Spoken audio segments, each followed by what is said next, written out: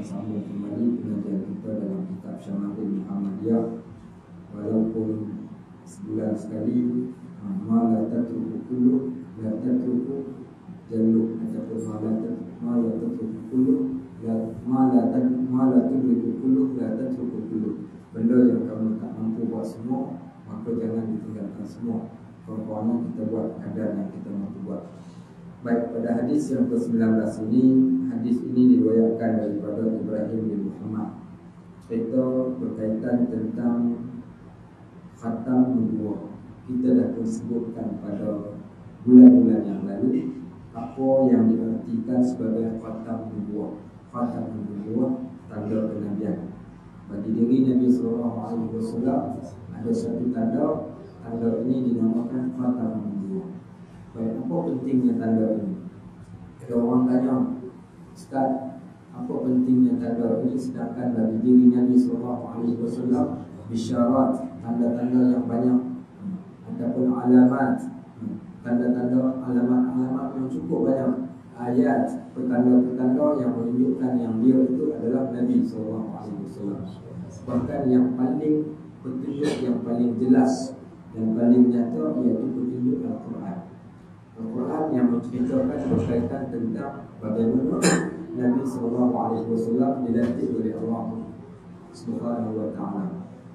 Walladzi arsala rasulahu bil huda wa dinil haq.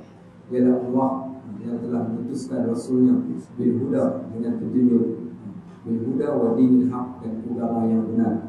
Liyudhhirahu 'ala dini kulli, untuk menunjukkan agama yang benar ini kepada agama-agama yang lain. Walau karihal musyrikun, walaupun orang-orang kafir, orang-orang musyrikin, maka mereka tak suka pada Nabi SAW yang telah dilahirkan. Bahkan disebut di dalam surah Muhammad, disebut dalam surah Al-Fatah, bagaimana Allah Subhanahu wa ta'ala menggambarkan tentang Nabi kita Muhammad SAW dan juga pengikut-pengikutnya. Cukup bagi kita umat Islam dengan benda-benda sebegini, kita dah boleh yakin apa Allah Subhanahu wa ta'ala sebut Muhammadur Rasulullah. Muhammad itu adalah Rasulullah. Bagi kita yang percaya beriman dengan Alkitab, maka kita tahu bila Allah sebut Muhammad itu adalah Rasulullah, maka kita terus terima. Allah telah terangkan lagi, wallazina ma'ahu asyda'u 'alal kufar. Maka untuk dikenali Muhammad itu bukan sekadar pada susuk tubuh peribadinya, bahkan kepada para sahabatnya, orang-orang yang berada di sekitarnya. Walladzina ma'ahu, dan orang-orang yang berada bersama-sama dengannya, asyidda'u 'alal kufar, orang yang sungguh tegas, cukup tegas dengan orang-orang kafir. Ruhama'u bainahum, dan orang yang bersifat penyayang sesama mereka. Tarahum ruk'an sujada, dan kamu akan dapat lihat para sahabatnya. Dia tak cerita tentang Nabi SAW, tapi Allah ceritakan tentang sahabat Nabi. Kerana apa? Sahabat-sahabatnya menunjukkan tentang kebenaran Tuhannya, sahabat mereka. Karena al-mar'u ma'a qalilu, falyanzur ahadakum man yuqalilahu. Seseorang itu, maka dia akan ikut kawannya. Maka tengoklah kamu siapa yang dia berkawan. Kalau katakan Nabi SAW itu seorang yang benar, maka tengok juga pada kawan-kawannya, bagaimana kawan-kawannya terbentuk dengan peribadi orang yang benar ini. Maka Allah gambarkan tarahum ruk'an sujada, iaitu golongan-golongan yang mengikuti mereka orang yang kuat rukuk dan kuat sujud. Maknanya pengikut-pengikutnya orang yang kuat ibadat. Yabta'una fadlan minallahi wa ridwana, dan mereka tak mengharapkan balasan dunia, kerana mereka mengharapkan balasan ganjaran daripada Allah Subhanahu wa ta'ala. Simahum fi wujuhihim min asari sujud, dan kamu akan dapat kenali mereka-mereka ini di antaranya tanda-tanda kesan sujud yang ada di wajah mereka. Maka disebutkan di situ bagaimana nak mengenali peribadi sahabat-sahabat Nabi SAW, kuat rukuk, kuat sujud, mengharapkan balasan ganjaran daripada Allah Subhanahu wa ta'ala. Yang ketiga, ada tanda pada mereka, tanda-tandanya adalah tanda sujud. Baik, maknanya pada setiap orang yang baik ada tandanya. Dikenali mereka pada amalannya, pada perbuatannya, pada akhlaknya, sebagaimana digambarkan di dalam ayat ini. Maka bagi kita yang beriman, kita boleh terima Bagaimana dengan orang yang tak beriman? Maka di sana Allah Subhanahu Wa Taala sengaja menjadikan beberapa tanda yang lain sebagai penguat yang nak tunjukkan betapa Nabi kita Muhammad sallallahu alaihi wasallam ini adalah utusan yang benar. Maka Allah Subhanahu Wa Taala telah menjadikan satu tanda yang diletakkan di belakang badan Nabi sallallahu alaihi wasallam, dan tanda ini dinamakan sebagai khatamun nubuwah. Baik, kenapa perlu? Yang pertama sekali tidak disebut di dalam Al-Quran, tetapi tanda ini disebut di dalam kitab Injil, disebut di dalam kitab Taurat bagi kaum-kaum umat-umat yang terdahulu. Sebab itu nanti kita akan masuk dalam hadis-hadis yang menceritakan bagaimana sebilangan daripada sahabat yang mana mereka itu masuk Islam disebabkan oleh kerana tanda tadi. Sebahagian sahabat yang lain masuk Islam disebabkan Al-Quran, disebabkan dakwah yang disampaikan pada mereka. Tetapi sebilangan daripada sahabat, iaitu mereka masuk Islam dengan tandanya. Antaranya 2 orang sahabat Nabi SAW, yang mana kedua-dua orang ini masuk Islam disebabkan tanda. Orang yang pertama adalah iaitu datang daripada orang Yahudi.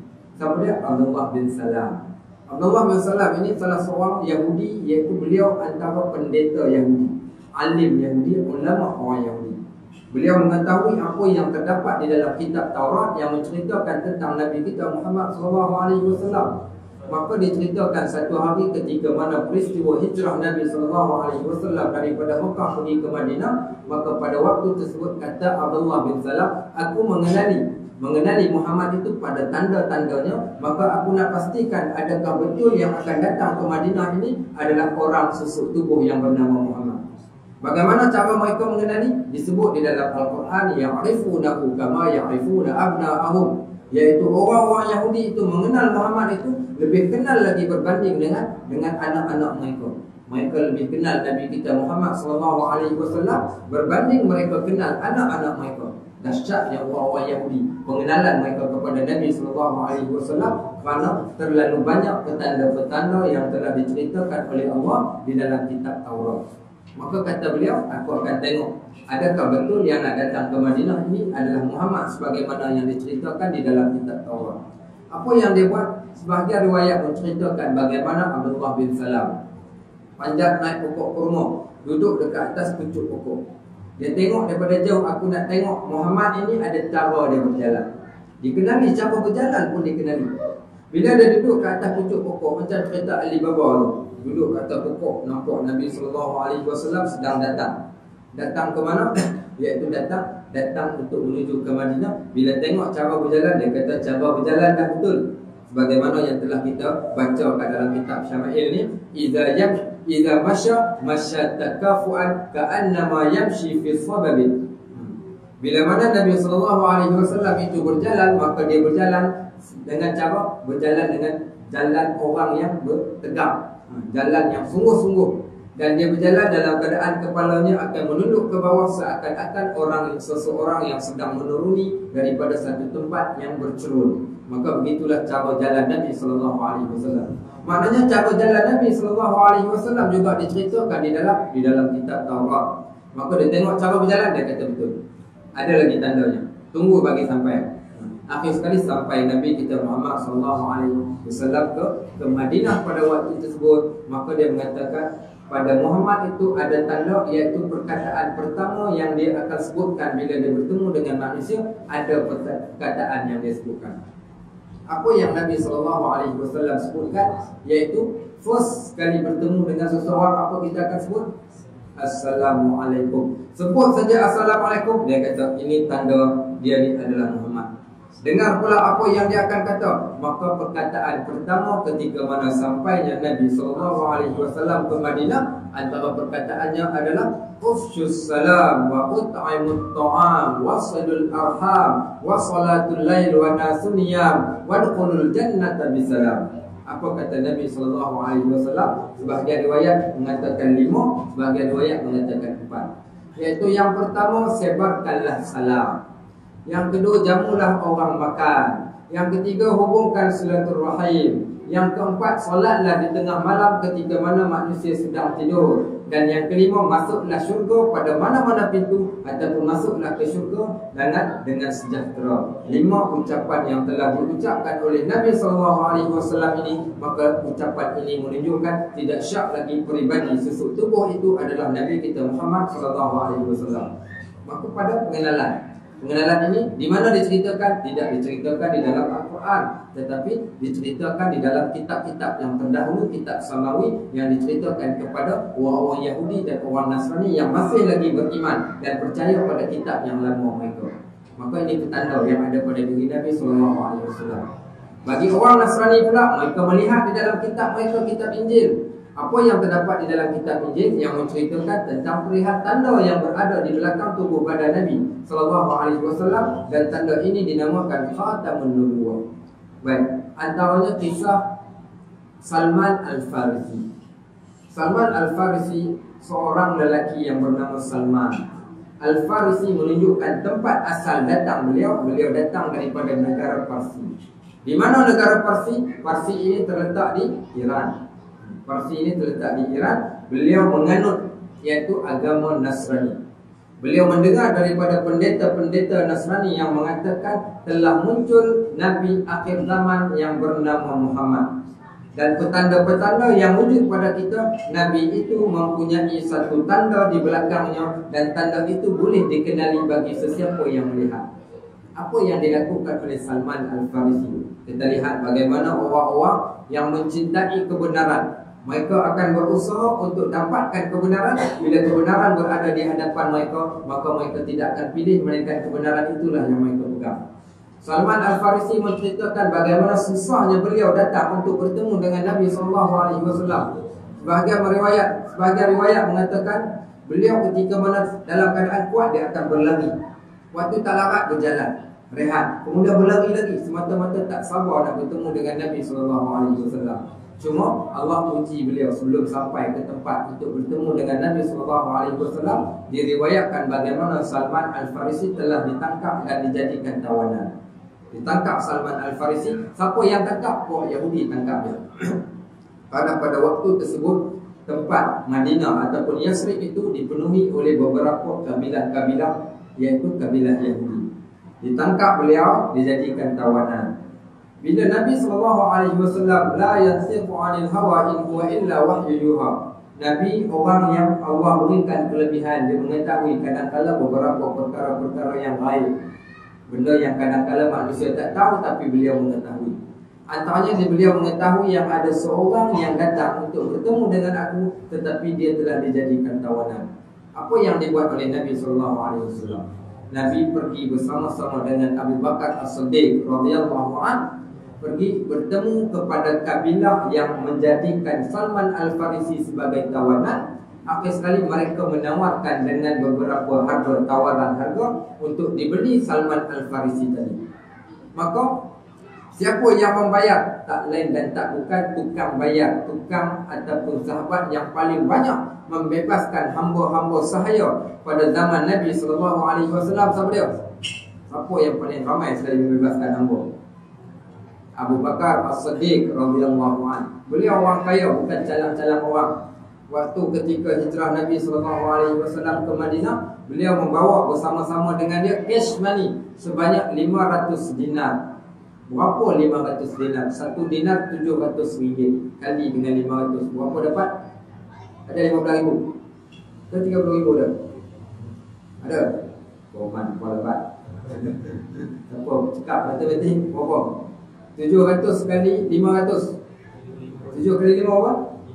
35,000. Cash money 35,000 waktu berhijrah pergi ke Madinah. Bawa 35,000 waktu tersebut. Dia juga yang membeli Salman. Beli Salman. Akhir sekali Salman menjadi hak kepunyaan orang Islam.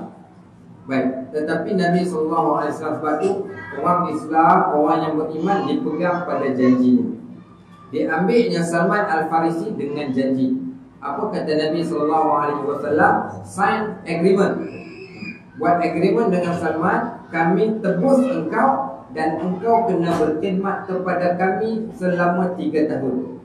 Kami tebus engkau dengan duit ini, engkau tak jadi lagi tawanan ataupun hamba kepada puak Yahudi, tetapi dengan jaminan, dengan tebusan 3 tahun engkau kena berkhidmat dengan kami. Apa khidmat yang kau kena berikan pada kami? Khidmat engkau iaitu tukang tolong tanam pokok kurma dan juga siram pokok kurma. Selama dia tak sebut 3 tahun, sampai pokok itu berbuah. Sampai pokok berbuah. Tunggu sampai pokok itu berbuah, maka engkau dah dikira bebas. Setelah pokok berbuah, engkau akan jadi bebas.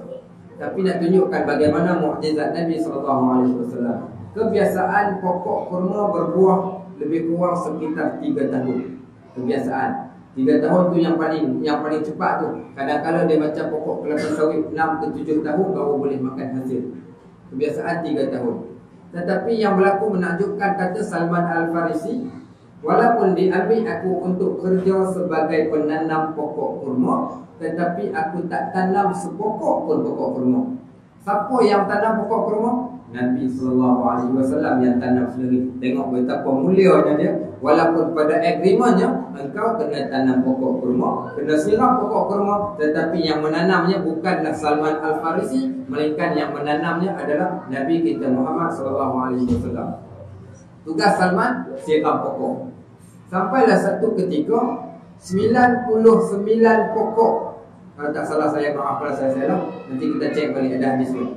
Kalau tak salah 99 pokok berbuah, satu pokok tak berbuah. Satu pokok yang tak berbuah ni Nabi SAW tanya pada Salman, pokok yang ke-100 ni siapa yang tanam? Sebab pokok tu tak berbuah.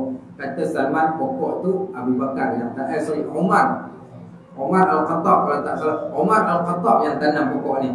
Apa Nabi SAW buat? Nabi angkat pokok, cabut pokok tu, tanam balik, dan pokok tu pun berbuah. Punya mukjizat Nabi SAW. Maknanya pokok itu berbuah sebelum sampai masanya pokok itu dah pun berbuah. Ini salah satu tanda mukjizat Nabi SAW. Baik, kata Salman lagi, aku teringin nak tengok tanda, tapi dia tak sebut. Dia tahu rasa-rasa, dia kata ini nama dia ni dah betul Muhammad, tapi aku tak mau masuk lagi Islam kerana aku nak tengok bukti terlebih dahulu. Bahkan Nabi SAW pun dia tak isytihar awal-awal, saya parti sekian. Tak, dia tak isytihar lagi. Apa dia buat? Dia biarkan dahulu. Macam mana dia buat? Dia layan Salman macam biasa, dah berbulan-bulan layan. Ada riwayat mengatakan 8 bulan. 8 bulan dia ada dengan Nabi SAW pada waktu tersebut, belum lagi masuk Islam. Sampailah katanya satu hari aku nak test. Dia nak test Nabi, apa dia buat? Dia bawa 2 hidangan. Satu hidangan iaitu kurma rutab. Kurma rutab ini antara kurma yang amat disukai oleh Nabi SAW. Kita hari ini duk pergi ke Mekah, pergi ke Madinah, awal-awal lagi dah racap. Kurma apa kita nak cari? Kurma ajwa. 3 kilo kurma ajwa. Dah tulis siap dah ni benda yang nak tulis. Ataupun dipanggil kurma Nabi. Pergi ke pasar tamak, Suqut Tamak di Madinah. Bangla ada kerja tu panggil. Semua Bangla kata yang jual ni. Warak lagi goyang kaki ya. Siti Hajar kurma Nabi panggil. Saya kalau dipanggil macam tu, saya kata itu bukan kurma Nabi. Habis siapa punya kurma? Itu Bangla punya kurma. Dia bilang, kata macam mana Bangla punya kurma? Itu kurma Nabi. Lama sudah dah habis dah. Yang ni engkau yang tanam. Bangla yang tanam, Bangla punya kurma. Ini bukan kurma Nabi. Gelak saja dia. Kita hari ini ada yang kita pulung sangat. Sedangkan kurma yang Nabi SAW paling suka iaitu 2 jenis. Jenis yang pertama iaitu kurma rutab. Macam mana kurma rutab? Kurma rutab ni kalau siapa pernah pergi ke negara Arab, siapa yang pernah pergi ke Mekah, ke Madinah, antara kurma yang paling murah. Kurma rutab yang Nabi SAW suka ni bukannya mahal pun. 1 kilo kita boleh dapat harga sekitar 10 ke 20 ringgit. Kita duk hentam ajwa ni kadang dia 10 sampai 70 ringgit. Ada yang 140 ringgit kalau cantik sikit. Kalau nak beli, siapa pergi ke umrah jangan beli di Mekah, beli siap-siap kat Madinah. Siapa beli kat Mekah dia tak jumpa lagi harga 40 rial, 50 rial, 60 rial, melainkan harga 80 rial ke atas. Kalau kat Mekah, sebab tu beli siap-siap. Kita duk rasa itulah kurma yang paling terbaik. Ada banyak lagi kurma terbaik. Dia panggil satu kurma Maliki. Kurma Maliki ni kurma raja. Kurma raja ni kata mereka tak dijual. Memang susah lah nak jumpa dia tak jual. Saya kebetulan saya baik dengan salah seorang. Dia ni orang yang arrange untuk mana-mana VVIP yang nak pergi ke Mekah buat umrah, haji ataupun umrah, dia lah yang akan arrange kan. Nama dia Pak Abu, duduk di Mekah. Orang Malaysia kita orang Melaka. Orang Melaka, orang kaya lah, dia ada hotel sendiri kat sana. Dia baik dengan orang-orang besar Saudi di sana, jadi dia kerap dapat buah kurma yang mahal ni. Harganya katanya kalau dijual sekitar 300 ke 400 rial 1 kilo. Sekitar 300 ke 400 ringgit. Panjang dia sekitar 3 inci panjang. Panjang dia 3 inci dan makan dia memang sedap. Yang ni yang dia dikatakan kurma yang sebiji menyamai berapa kilo ke? Menyamai daging kita makan tu. Khasiat dia tu. Kerana memang sembuh. Batu orang Arab, kita pelik kenapa lah bagi zakat fitrah ataupun zakat dah bagi dengan buah kurma. Kita tengok apa dah kejedah dah makan buah kurma sampai sebulan, bukan buah kurma kita tengok ya Allah. Hak balik Mekah mula-mula bukan main lagi. Jaga ni nak habiskan nanti orang datang. Akhir sekali buruk macam tu saja simpan. Tak ada siapa makan pun. Tak kenal kita. Sedangkan kalau kita tengok zaman dahulu itulah makanan orang yang hidup di padang pasir. Apa khasiat buah kurma? Saya baru-baru ni waktu saya pergi ke umrah, baru saya tahu khasiat. Orang yang buat makan tu dia cerita khasiat yang kadang-kadang tak diceritakan di dalam buku-buku. Saya pergi sembahyang Zuhur, kebetulan hari tu ada orang belajar makan nasi Arab. Pagi-pagi buta dah makan nasi Arab. Saya kata tengah hari lagi tak payah balik ke hotel. So saya niat nak duduk sampai Asyak baru nak keluar dan balik ke hotel kat Masjid Nabawi. Lepas sembahyang Zuhur kat dalam Rawdah, kita pun mundur ke belakang sikit buat solat Fardiyah. Waktu tengah solat terperasan ada seorang orang tua janggut yang putih sedang duduk sandar dekat satu tiang bawah tempat muazzin tu azan tu, duduk baca Quran sambil menunjukkan kaki. Saya pun tak pelik ni tengok orang tua ni, kejap lagi aku nak pergi tegur dia. Tak apalah bagi salam. Assalamualaikum warahmatullahi wabarakatuh. Assalamualaikum warahmatullahi wabarakatuh. Saya pun bagi salam. Assalamualaikum Syekh. Salam dia. Dia sebut, dia kata engkau orang pertama yang salam dengan aku hari ini. Engkau orang pertama yang salam aku hari ini. Aku duduk tunggu siapa yang nak datang salam dengan aku. Engkau orang yang pertama datang salam. Kau duduk sebelah aku. Saya pun duduk kat sebelah dia. Dia pun tanya. Dia sebut perkataan pertama yang dia sebut, aku tahu engkau dekat negara engkau duduk ajar orang. Betul? Saya kata betul. Saya kata Masya Allah. Jadi kesyaf dia boleh tahu ni. Dia kata engkau kat negara engkau duduk mengajar orang. Sebab tu dalam Rawdah ni kerap kita jumpa orang yang pelik-pelik. Ni antara salah seorang pelik. Dia kata aku nak nasihatkan kau satu perkara. Sebab engkau duduk ajar orang, mengajar kat masjid-masjid dan sebagainya. Satu benda aku nak bagi nasihat kepada kau. Saya tanya nasihat apa? Jangan lupa 11 rakaat solat. Kau faham ke tidak apa 11 rakaat? Saya kata rasa-rasa macam faham. Apa dia? Solat tahajud 11 rakaat masuk sekali dengan witir 8 campur 3 11 rakaat. Dia kata ya, betul. Kau jangan tinggal.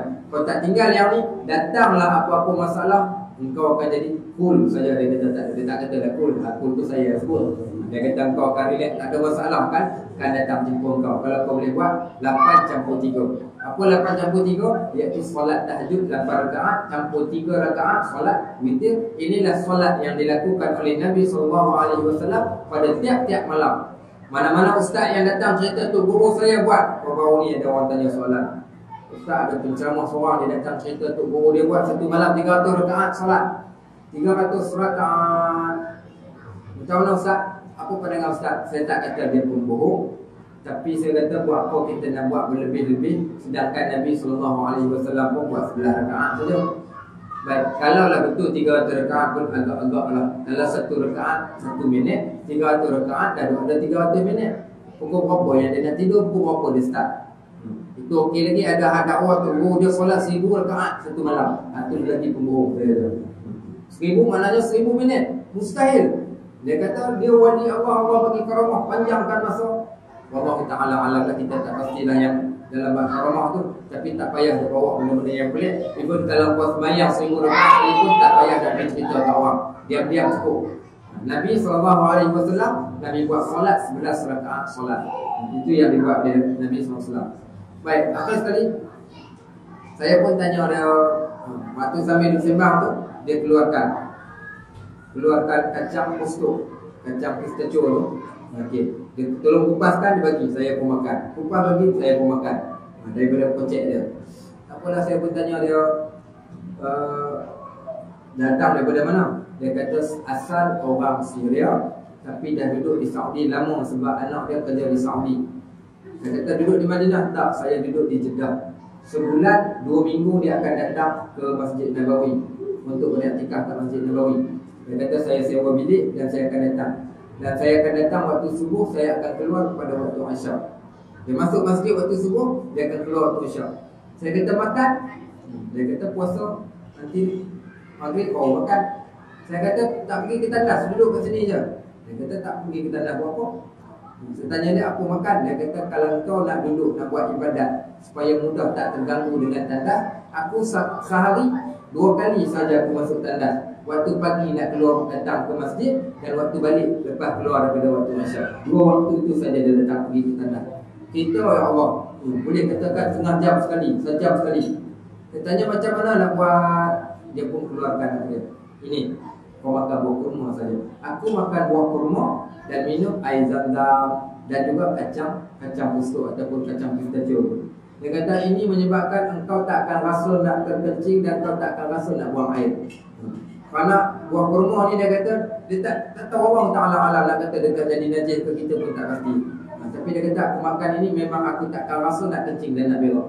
Sebab tu orang-orang Arab pada zaman dahulu, makanan itulah yang menyebabkan mereka kuat, mereka boleh bermusafir ke mana-mana. Dia tak payah bawa bekal nasi lemak, dia tak payah bawa telur rebus, dia tak payah bawa masak asam, dia tak payah pening kepala nak pergi ke pasar, dia tak pening kepala kena GST.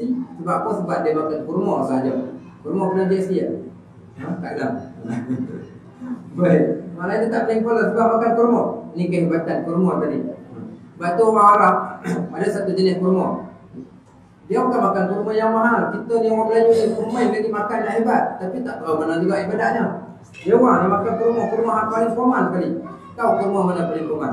Kalau siapa ingat waktu zaman kita kecil-kecil, dulu kita nak beli kurma, kita beli kat mana? Kedai mangok. Dia susah nak jumpa zaman saya kecil-kecil dulu. Kan senang nak dapat buah kurma. Saya ingat saya tahun 90-an baru dia orang bawa masuk buah kurma. Bulan puasa saja tu pun. Zaman tu nak dapat buah kurma, siapa yang nak buat acar buah. Saya duduk niaga acar buah. Saya dah kena pergi cari buah kurma, tak ada kedai yang jual melainkan kedai mangok. Buah kurma yang dia jual tu macam asam Jawa dia buat.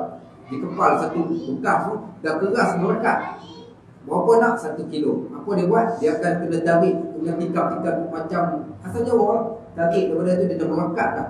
Melekat dah macam tu baru dia timbangkan. Timbang 1 kilo. Dan itulah kurma yang dimakan oleh Arab pada hari ini. Kenapa dia makan buah kurma tu? Yang pertama, buah kurma tu manis. Kita tak suka manis. Tapi sebab apa dia makan manis? Yang pertama sebab dia minum kopi, kopinya tak tahu gula. Orang Arab minum kopi tak tahu gula. So dia akan minum kopi Arab yang tak ada gula tadi. Minum kopi, ambil buah kurma, masuk dalam mulut. Jadilah manis kopi tu. Nanti balik. Kemudian dia makan apa lagi? Dia makan satu roti. Roti ni kita panggil Allah SWT Sayyidina Muhammad. Dia bukan roti jalan. Satu roti lagi. Apa nama roti? Allah SWT Anak akulu min khadid. Satu roti, nama roti ni roti khadid. Khadid ini satu roti yang dibuat gandum yang dikisar kasar. Kemudiannya pula dicampurkan dengan air. Kemudian ditempelkan di atas kuali. Dia macam roti Arab lah. Tapi roti Arab yang kasar dan tawar rasanya. Roti ini dia makan macam mana? Bila buka puasa, saya pun malam kedua tu dia jemput saya buka puasa dengan dia. Kita duk bayang malam ni confirm makan kambing je ni. Pokoknya ingat aku buka puasa makan kambing. Sekali makan apa? Roti tawar dengan buah kurma, air kopi, tak ada gula. Kita pun tak apalah, reba je lah. Itu makanan dia.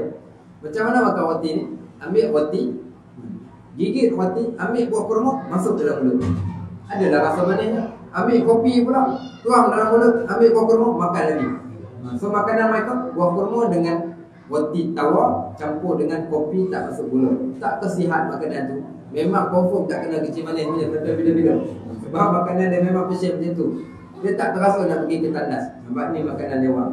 Saya pernah ada pelajar AMU datang hadiah. Dia kata kalau aku balik ke Saudi aku nak kirim apa? Dia pulanglah kat kau, bawa kurma okey. Saya kata okey. Kita dah ingat confirm dia bawa kurma ajwa macam ni, tak pun kurma yang paling mahal. Sekali dia bawa kurma yang asal Jawa tu. Bagi kita pun terima je lah 2 kilo ada orang kasih kan. Balik letak kat rumah, buah rumah kita pun tak minat, anak kita pun tak minat, bagi kat jiran-jiran pun tak minat. Sebab aku boleh melekat kat tangan. Siapa nak orang Melayu ni share sikit, makan nak cantik semua, tak nak melekat-melekat kan. Akhir sekali tak ada siapa makan. Tapi itulah yang disukai oleh orang Arab dan itu yang paling berkhasiat. Yang kita duk makan yang mahal okey juga. Tapi yang Nabi makan, yang para sahabat makan adalah itu. Baik, yang Nabi suka kurma yang dipanggil kurma rutab. Kurma rutab ini kurma yang kalau kita makan dia tidak terlalu manis, tidak di antara tawar, pahit dan manis. Kita akan rasa dua. Seakan-akan kalau siapa pernah makan buah ciku, rasa seakan-akan buah ciku dan dia agak basah. Waktu tu dia belum kecut. Maknanya buah yang asal daripada buah putih kurma yang berwarna kuning, kadang-kadang berwarna daripada kuning dia akan tukar jadi warna purple kemerahan. Daripada purple kemerahan dia dah mula start masak beri dulu mula-mula. Lepas beri dikeringkan dia. Bila kering itu yang datang diimport kat kita ni. Sebelum kering dinamakan kurma itu kurma rutab. Yang masih basah dan kulitnya masih belum kecut lagi. Biasanya kurma ini harganya murah, sekitar 10 rial sahaja 1 kilo. Dan inilah kurma yang disukai oleh Nabi SAW. Tapi kurma ni atau kurma yang sedap. Siapa rajin suka makan memang sedap. Baik, sebab tu kalau bulan puasa tak sempat sahur, makan kurma dah memadai berbanding dengan cara kita makannya yang berat yang lain. Baik, Salman Al-Farisi bawa 1 pinggan buah kurma. Dia masuk buah kurma dalam pinggan, ambil buah kurma, letak kat depan Nabi. Nabi SAW tanya, "Ma hadza ya Salman?" Salman, apa benda ni? Kata Salman, "Hazihi sadaqatul laka ya Muhammad." Sebab dia tak iktiraf lagi Nabi sebagai Rasul. Ini adalah sedekah aku kepada engkau. Ambillah. Apa kata Nabi SAW? "Irfa'ha wa ya Salman." Tolong angkat balik wahai Salman. "Nahnu la na'kulu sadaqah." Kami tak makan sedekah. Minta maaf, kau angkat balik. Salman pun angkat balik. Nabi kata aku tak makan sedekah, minta maaf, angkat balik. Kenapa Nabi kata aku tak makan sedekah? Ada 2 pandangan ulama kat sini. Yang pertama mengatakan memang Nabi SAW tidak makan sedekah kerana hadis Nabi SAW yang melarang, iaitu keluarga dia sendiri daripada makan sedekah, supaya tidak orang katakan keluarganya mengambil kesempatan daripada orang ramai. Maka Nabi tak makan sedekah. Yang keduanya pula, Salman Al-Farisi bukan Islam. Maka bila bukan Islam, orang bukan Islam tak boleh sedekah. Orang bukan Islam dia hanya boleh hadiah saja. Kerana sedekah itu untuk orang Islam, tujuan untuk mendekatkan diri pada Allah. Sedangkan dia bukan Islam, maka tidak dinamakan sedekah. Di Kulim Kedah, tokoh Ma'al Hijrah 3 tahun yang lepas, ke 2 tahun yang lepas, tokoh Ma'al Hijrah negeri Kedah bukan orang Melayu Islam, tapi yang jadi tokoh Ma'al Hijrah ni Cina yang tak masuk Islam, non-Muslim, jadi tokoh Ma'al Hijrah. Macam-macam lah walaupun orang komen, tapi bila dijawab terduduk kita orang Islam. Apa yang dibuat oleh Cina bukan Islam. Kedai dia dekat satu taman di Kulim Kedah, Taman Kenari. Siapa mungkin tak pasti mungkin ada cerita kalau cari dalam internet. Dekat Taman Kenari Kulim Kedah ada satu kedai Cina ni. Kedai dia berdekatan dengan masjid. Bagusnya kedai ni, tiap-tiap hari dia akan pasang kedai. Dalam kedai dia daripada pagi sampai ke petang pasang Quran. Kedai Cina pasang Quran. Punya dahsyat. Walaupun orang kata ni strategi ni nak cari pelanggan. Itu wallahu ta'ala alam lah. Mungkin ya, mungkin tidak. Yang kedua yang paling dahsyat, okey, kedai Cina ini, apa kata dia, siapa yang beli barang di kedai dia, maka 1% daripada harga barang akan dimasukkan dalam tabung masjid. 1% pada setiap barangan yang dibeli. Dan dia memang buat betul-betul. Tiap-tiap bulan dia akan hantar duit ke masjid. Dan duit yang diberikan masjid bukan puluh, bukan ratus, tapi ribuan ringgit sebulan. Dia tolong sponsor pula untuk acara-acara dekat masjid. Sampai orang Islam tak terima duit, dia bagi ikhlas. Sebab dia berisytiharkan, siap tulis kat kedai, siapa datang beli barang kat kedai dia, 1% akan masuk ke masjid. Akhir sekali berduyun-duyun orang Islam tak beli kedai dia. Kedai Melayu habuk, tak ada orang masuk. Kita tak boleh buat macam tu. Jangan harap. Ada kedai Kedai Pak Mat, okey, 1% daripada harga dimasukkan ke masjid. Jangan harap dan sedap dia marah lagi kat masjid tak bagi duit kat dia. Dia orang Islam, tapi dia bukan Islam yang buat macam tu. Disebabkan bantuannya yang terlalu banyak, penceramah datang berceramah kat Taman Kendari, dia kata tak apa, duit untuk penceramah saya sponsor. Dan Muslim sponsor penceramah. Punya dahsyat kita boleh buat, Arab tak boleh buat. Ini dahsyat. Akhir sekali sebab jasa dia yang terlalu besar, dia orang cadangkan namanya, akhir sekali dia terima dan dapat tokoh Mahir Hijrah Negeri Kedah. Bukan seorang lah, ramai tokoh. Dia antara salah seorang daripada tokoh Mahir Hijrah Negeri Kedah, seorang Cina di Negeri Kedah. Zaman zaman almarhum Ustaz Zidan. Baik. Jadi Nabi kata, irfa'ha, angkat balik, kami tak terima sedekah. Dia tak betul asal, dia angkat balik bawa ke rumah tu. Besok dia datang lagi bawa ke rumah. Datang bawa ke rumah, letak dekat depan Nabi SAW. Nabi tanya, "Ma hadza ya Salman?" Salman, apa benda pula ni? Kata Salman Al-Farsi, "Hazihi hadiyatul laka wa li ashabik." Ini hadiah untuk kau dan juga untuk sahabat-sahabat kau. Maknanya buah kurma yang sama tapi muamalah berbeza. Dia punya lafaz berbeza. Sebab tu dalam fiqh jangan main-main. Pada lafaz itu menunjukkan sah tak sah, pada lafaz itu menunjukkan apa yang kita nak buat. Tengok lembu kat belakang rumah, kita pergi tepuk belakang lembu, pak, lembu ni korban nanti, aku korbankan kau.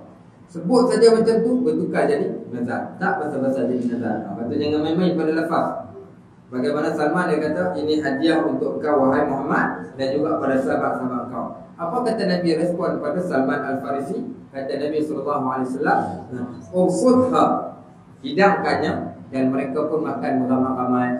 Waktu makan itulah Nabi SAW mengetahui yang Salman sengaja nak tengok tanda kenabian yang ada kat belakang Nabi. Apa yang Nabi buat? Nabi singkapkan kain, Nabi tarik kain yang tutup belakang itu, angkat letak kat leher. Waktu tersebut tersingkaplah tanda kenabian yang berada di antara dua bahu Nabi SAW. Salman Al-Farisi waktu tersebut, maka dia tengok saja ada tanda, terus dia tunduk sujud dan akhir sekali pegang tangan Nabi, mengucapkan dua kalimah syahadat pada waktu tersebut. Maknanya dia menunggu-nunggu saja tanda yang ada pada tubuh badan Nabi, kerana tanda ini diketahui disebut di dalam kitab-kitab mereka. Dan inilah motif kenapa Allah jadikan tanda ini, yang mana kata riwayat tanda ini bermula ketika Nabi SAW lahir. Ada pandangan. Pandangan kedua mengatakan tanda itu wujud ketika berusia 6 tahun, waktu dibelah dadanya pada kali yang pertama. Pandangan itu juga pandangan yang tidak kuat, tetapi pandangan yang paling kuat mengatakan tanda itu muncul di belakang badan Nabi SAW ketika Nabi diangkat menjadi Rasul waktu berusia 40 tahun. Waktu tersebut barulah muncul. Dan inilah pandangan yang paling rajih yang dipegang oleh para ulama sirah. Baik, sampai bila tanda itu wujud, maka mereka mengatakan antaranya daripada Al-Waqidi, salah seorang tokoh mu'arrikh di dalam Islam. Beliau mengatakan ada riwayat yang menyebut ketika mana wafatnya Nabi SAW, mereka nak tengok adakah tanda itu masih wujud ataupun tidak. Maka dilihat di belakang badan Nabi SAW, maka pada waktu tersebut tanda itu dah pun hilang, menunjukkan yang Allah hilangkan setelah mana Nabi SAW wafat. Sebab itulah tanda yang dinamakan sebagai khatamun nubuwah. Baik muslimin dan muslimat yang dirahmati Allah, kita baca satu hadis kot.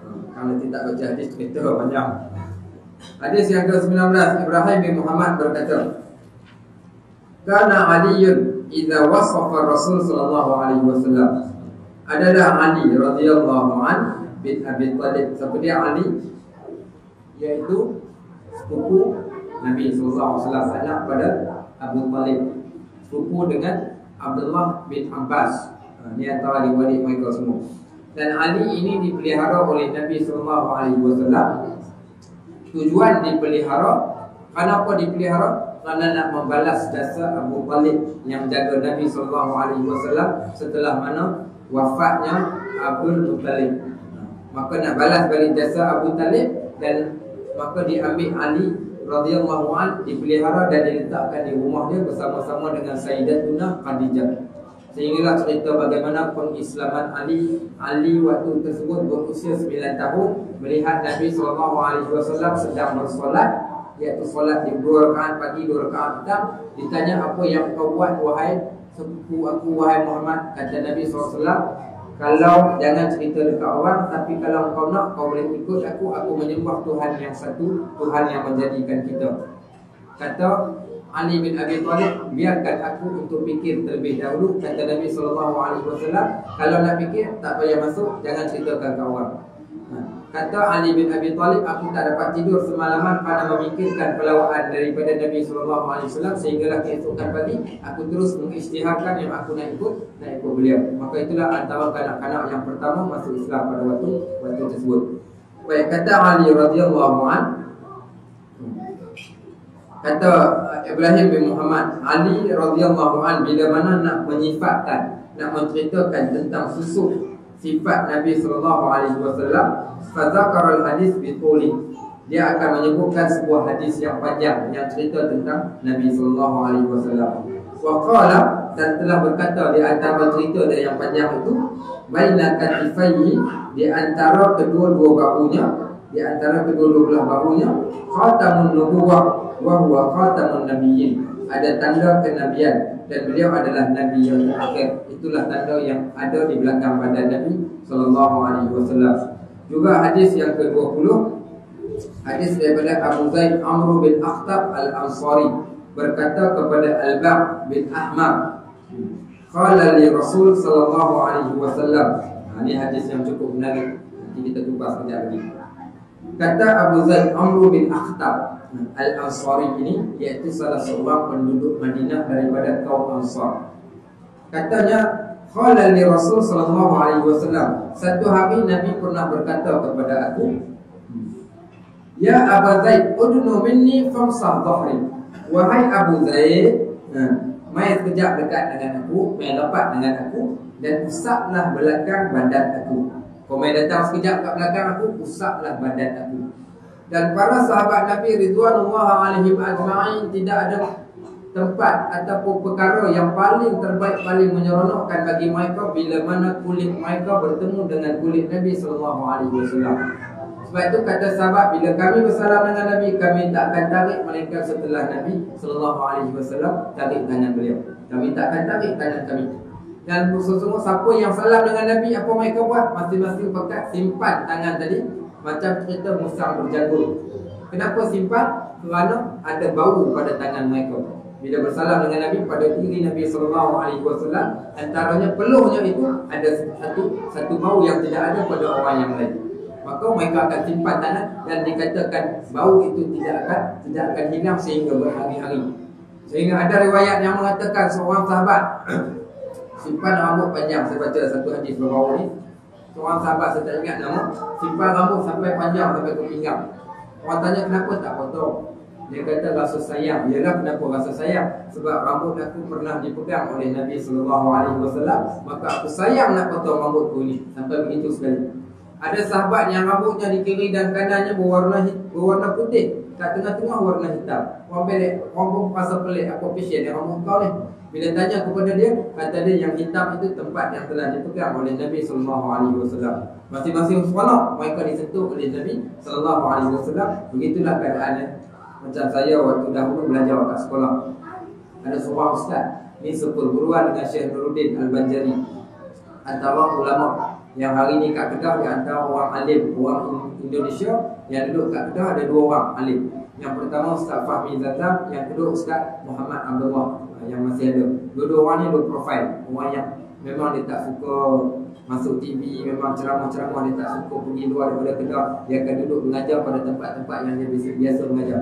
Orang yang duduk di Kedah, orang kenal lah kedua orang tokoh ni. Baik, kita dalam kelas dia mengajar kita orang.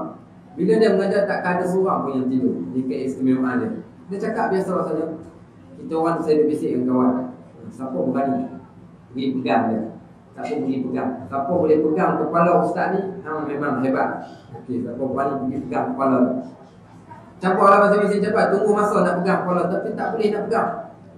Salah pun tak berani dia nak pergi pegang kepala ustaz. Tak pergi pegang, tak. Tiba-tiba satu hari dia masuk dalam kelas, dia turun kepala dia sampai dia picit kepala. Tiba-tiba dia tengok-tengok saya, dia kata, lanjut main sekejap, picit kepala aku. Saya pun dengar macam tu. Saya kata aku orang pertama. Pergi duduk, kita duduk belakang dia. Dia duduk kepala, kita picit kepala dia. Picit kepala dia, saya angkat tangan kat kawan. Tunjuk macam ni. Aku boleh pegang kepala dia, korang tak boleh pegang. Kita pun picit kepala, picit masuk seronok sebab kita boleh pegang kepala ustaz. Kalau kenal boleh pegang kepala ustaz. Orang Melayu pula kan pantang pegang kepala. Kita boleh pegang kepala dia, seronok sangat-sangat.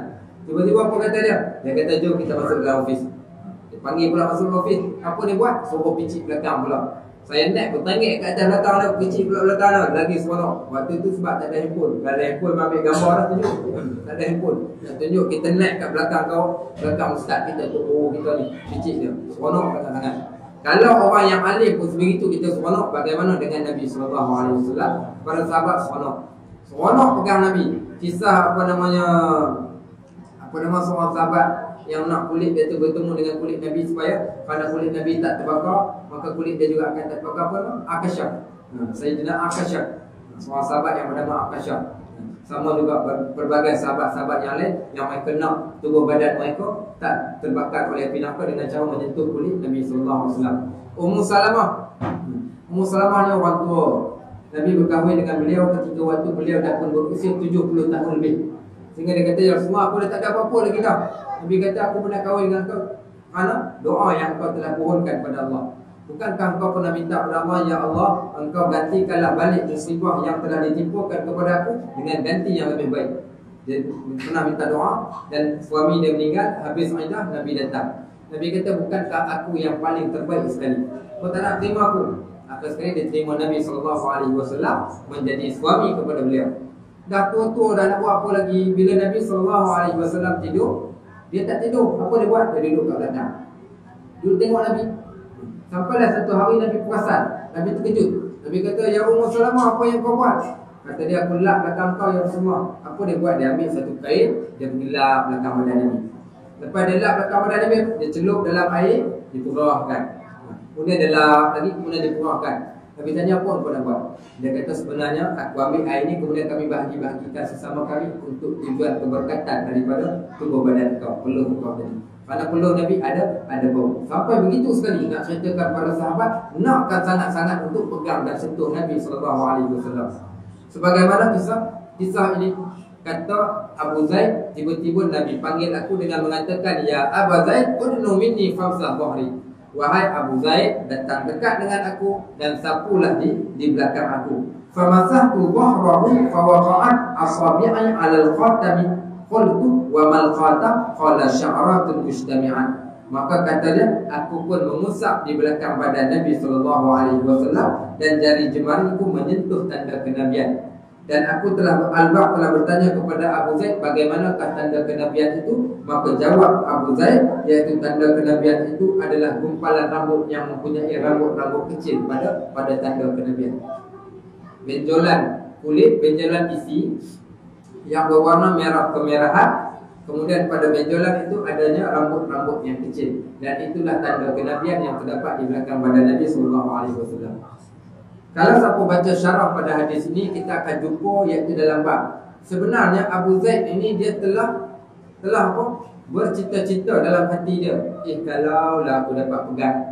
Seolah-olah Nabi mengetahui apa yang tersirat kat dalam hati dia, maka Nabi terus panggil dia tanpa tak semena-mena. Maka dia pun terkejut kerana dia hanya fikirkan dalam hati tentang kalaulah aku boleh pegang tanda kenabian. Tiba-tiba Nabi panggil dia, dan waktu itulah yang dia seronok sangat-sangat kerana dia dapat memegang badan Nabi SAW. Dan ini cerita berkaitan tentang sifat tanda itu, iaitu mempunyai bulu-bulu yang halus dan kulit warnanya iaitu kemerah-merahan warna kulit benjolan itu, merah kemerah-merahan.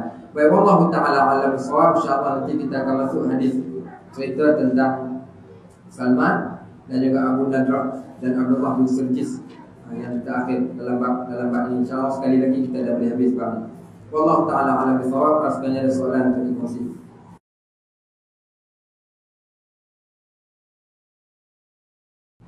Keberkatan orang alim, boleh tak at-tabrik mengambil keberkatan daripada orang yang alim? Keberkatan daripada Nabi SAW, ya pasti. Tapi bagaimana pula dengan keberkatan daripada orang alim? Baik, yang pertama sekali, kalau siapa kita tengok hari ni ramai orang buat, orang tadi ke bila semalam tu, Ada orang tunjukkan kat saya seorang ustaz, video ustaz tu dia ceritakan dia pergi jumpa tok guru dia, tok guru ludah dalam mulut dia. Tok guru ludah dalam mulut dia. Dia kata, tok guru boleh tak aku nak separuh badan kau berada dalam badan aku? Tok guru dia kata, boleh. Kau ngangau mulut. Dia ngangau mulutnya, dia ludah kalau masuk dalam mulutnya. Okey, baik. Bolehkah sampai macam tu? Yang pertama, tidak ada nas pun, tidak ada kisah yang menceritakan Nabi pernah ludah sampai sebegitu. Tapi boleh ke tidak untuk nak mengambil tabligh? Baik, mengambil keberkatan diharuskan pada syarak, tetapi bukan orang itu yang mendatangkan keberkatan. Keberkatan datang daripada Allah Subhanahu Wa Taala. Kita nak ambil dalam bab iaitu orang yang soleh, orang yang bertakwa, iaitu keberkatan berada dengan mereka. Kerana keberkatan yang Allah berikan pada mereka, mudah-mudahan Allah akan berikan juga keberkatan yang sama pada kita. Sebab itu harus, contohnya dalam bab solat adalah bab doa yang paling terbaik, doa orang yang paling bertakwa, kerana keberkatan orang yang bertakwa tadi. Imam yang paling terbaik, imam yang tua dan alim. Tak ada yang tua dan alim, muda dan alim. Kerana apa? Keberkatan pada ilmu tadi. Sebab tu sama juga sebagaimana keberkatan Al-Quran. Kita baca Al-Quran kerana pada Quran itu adanya keberkatan. Contoh, kitabun anzalnahu ilaika mubarakun. Ini dia kitab Al-Quran yang kami turunkan, iaitu mendatangkan berkat. Maknanya Quran sendiri ada berkat, sebagaimana juga manusia ada keberkatan, tetapi keberkatan itu datang dari Allah SWT. Walau bagaimanapun tidak ada keberkatan yang datang dengan cara pergi ke tempat-tempat orang yang dah mati, meninggal dunia. Contoh, pergi ke kubur, minta kat kubur, haram. Sama juga minta kepada orang yang alim, tak boleh. Keberkatan ni bukan minta. Keberkatan ni iaitu kita ambil. Maksud ambil tu keberadaan kita bersamanya. Doa yang dipanjatkan pada kita. Bukan pergi minta, Tok Guru boleh tak saya nak minta jadi kaya. Itu bukan minta keberkatan. Ataupun Tok Guru boleh tak saya minta Tok Guru tolong doakan. Yang ni boleh. Sebab minta tolong doakan, lain cerita. Adapun minta sesuatu benda sebagaimana kita minta ke Allah, maka ni masuk dalam bab perkara-perkara mensyirikkan Allah Subhanahu Wa Taala.